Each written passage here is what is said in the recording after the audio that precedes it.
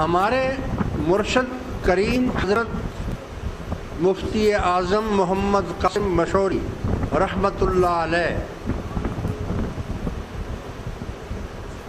تقریباً 75 سال تک انہوں نے دورہ حدیث کروایا اور بڑے بڑے علماء ان کے شاگرد ہوئے. تو عالم جب اس کی دستار بندی ہو جاتی تھی تو اس کو دوبارہ بٹھاتے اور اس کو پھر شروع کراتے الف با تا سا، دوبارہ پڑھاتے. تو وہ پوچھتے کہ حضرت یہ تو ہم پڑھ چکے ہیں، یہ تو ابتدائی قاعدہ ہے نا، الف با تا سا. الحمدللہ آپ کی دعا سے ہم تو عالم بن چکے ہیں اور اب تو ہم نے ساری کتابیں بھی پڑھ لی ہیں. تو آپ فرمایا کرتے تھے کہ نہیں، ابھی تم عالم نہیں بنے، ابھی تو تم صرف راستے پر نکل آئے ہو. جنگل میں تھے، جنگل سے روڈ پر آ گئے ہو. سبق تو اب شروع ہوگا تمہارا. یعنی وہی بات کہ جنگل سے طریق پر آ گئے، طریقت پر آ گئے آپ. اور اس کے لیے ساتھی کا ہونا بہت ضروری ہے. قانون ہے اللہ تعالیٰ کا. اللہ تبارک و تعالیٰ نے اپنا پاک کلام نازل فرمایا بندوں کے لیے، انسانوں کے لیے، لیکن خالی کتاب کو نہیں نازل فرمایا، اس کے ساتھ صاحب قرآن کو بھی بھیجا.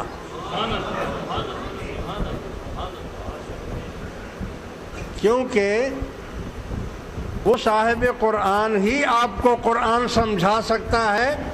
ہر ایک بس کی بات نہیں ہے کہ وہ آپ کو سمجھا دے. اور یہ سلسلہ قیامت تک چلتا رہے گا. یعنی ایک ہے کتابوں کا علم. اچھا، اس میں یہ بھی بتا دوں آپ کو، تھوڑا سا بہت سے لوگ اس میں کنفیوز بھی کر دیتے ہیں، کیونکہ اس کے 4 مرحلے ہوتے ہیں: شریعت، طریقت، معرفت اور حقیقت. بعض جاہل لوگ جو ہیں وہ جیسے آج کل کا رواج ہے، چرسی موالی لوگ نماز روزہ نکات، اور کہتے ہیں چھوڑو یار یہ مولوی لوگوں کا، شریعت کا کام مولوی لوگوں کا ہے، ہم طریقت والے لوگ ہیں، ہمیں نمازوں سے اس سے کوئی واسطہ نہیں. حالانکہ وہ شیطان کی گمراہی میں آ گئے ہیں. شیطان نے ان کو گمراہ کر دیا ہے، کیونکہ ان کو کوئی کامل شیخ ملا نہیں، مرشد نہیں مل سکا ان کو. اس لیے وہ بہک گئے، پھسل گئے کہ بھائی شریعت، طریقت، معرفت اور حقیقت یہ کوئی الگ الگ چیزیں نہیں ہیں، یہ ایک ہی چیز کے 4 نام ہیں. ایک ہی چیز کے 4 نام ہیں. اب آپ پوچھیں گے کہ بھئی ایک چیز تھی تو اس کے نام 4 کیوں رکھے؟ کیا ضرورت تھی 4 نام رکھنے کی جب چیز ایک ہے؟ تو یہ قاعدہ ہے کہ پہلے علم آپ حاصل کریں گے شریعت کا تو عالم بن جائیں گے. اگر ڈاکٹر کرے گا تو وہ تھیوری، اس کو تھیوری بولتے ہیں، مولوی بھی تھیوری پڑھتے ہیں، ڈاکٹر بھی تھیوری پڑھتے ہیں پہلے، انجینئر بھی تھیوری پڑھتا ہے پہلے، 4 سال تک کتابیں پڑھتا ہے، اس کے بعد ڈاکٹر کو پریکٹیکل میں آنا پڑتا ہے، پریکٹیکل بھی وہ کرتا ہے، انجینئر بھی پڑھنے کے بعد آ کر پریکٹیکل کرتا ہے اس کام کو، مولوی بھی کتابیں پڑھنے کے بعد اب اس کو طریقت میں آنا چاہیے، یعنی پریکٹیکل میں آنا چاہیے تاکہ وہ کو اس کام کو کرے۔ فرق نہیں ہے، چیز وہی ہے جو پڑھی تھی، لیکن وہ پڑھی تھی اور یہ کر کے عملی طور پر اس کو رائج کرنا ہے۔ اسی لیے کہتے ہیں نا، یا اللہ تو علم با عمل عطا فرما، علم با عمل عطا فرما۔ با عمل کا مطلب ہی پریکٹیکل ہے کہ پریکٹیکل اس کو کیا جائے۔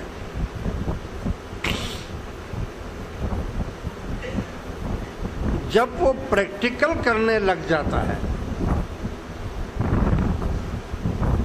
اور اس کا تجربہ بڑھ جاتا ہے تو وہ ڈاکٹر ہوتا ہے اور وہ ایکسل بھی کرتا رہتا ہے، جتنا جتنا وہ پرانا ہوتا جاتا ہے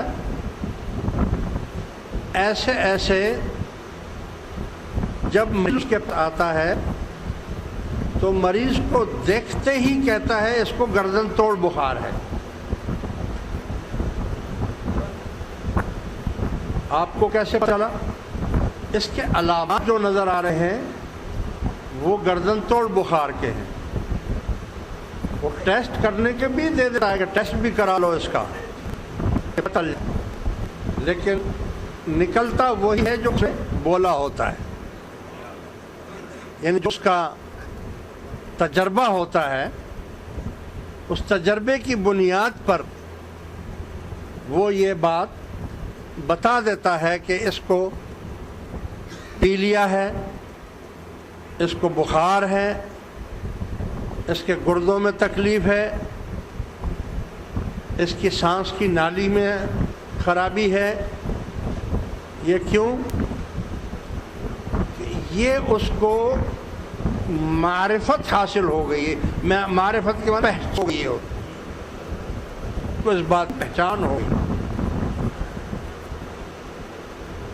اور اس کے بعد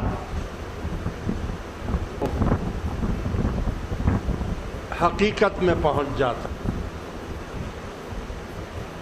حقیقت کس کو کہتے ہیں؟ کہ وہ مریض کو ہے اس کا علاج کرتا ہے اور پھر رشتہ داروں کو اس کے کہتا ہے کہ بھائی اب یہ لا علاج ہو گیا ہے، اب اس کا کوئی علاج نہیں ہے، اب آپ جتنا اس کا ٹائم ہے اس کو اپنے گھر لے جاؤ، گھر میں ہی اس کو رکھو اور دعا کرو۔ یعنی یہ ہے کہ قطع کل ہوا ہے، پرسوں ہوا ہے، مگر جب اس ڈاکٹر کے پاس اس کو لے کر جاتے ہیں وہ کہتا ہے اس کو مرے ہوئے 4 گھنٹے 25 منٹ ہو چکے ہیں، 4 گھنٹے 25 منٹ ہو چکے ہیں، یہ مر چکا ہے۔ یار ایسا کھڑا ٹائم کیسے آپ نے بتا دیا؟ اور اسی پر کیس کی بنیاد چلتی ہے پھر کہ 4 گھنٹے 25 منٹ پہلے کیا ٹائم تھا؟ پتہ چلا 8 بجے کا ٹائم تھا۔ جس آدمی پر شک ہوتا ہے اس سے پوچھتے ہیں کہ 8 بجے تم کہاں تھے؟ پولیس اس سے پھر پوچھتی ہے کہ 8 بجے تھے، وہ میں ادھر تھا مگر گواہ فلاں جگہ موجود تھا اور اسی ٹائم طلبی ہوا ہے.